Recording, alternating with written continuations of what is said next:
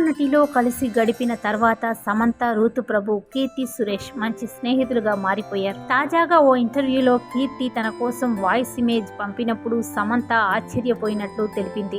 ఇంకా ఆమె తన బలాన్ని కూడా ప్రశంసించింది. కీర్తి తనను సోదరి అని వాయిస్ నోట్ పంపడం ఎంతో సంబరపడిపోయేలా చేస్తుందని సమంత వెల్లడించింది. సమంతను ఫీనిక్స్ అని పిలుస్తానని, అన్ని సమస్యలను ఆమె పరిష్కరిస్తుందని, తన రహస్యాలను పంచుకోవడానికి కీర్తి తనకు ఎంతగానో నచ్చుతుందని సమంత తెలుపుకొచ్చింది. సమంత పోరాట స్ఫూర్తి కీర్తికి స్ఫూర్తినిస్తుంది.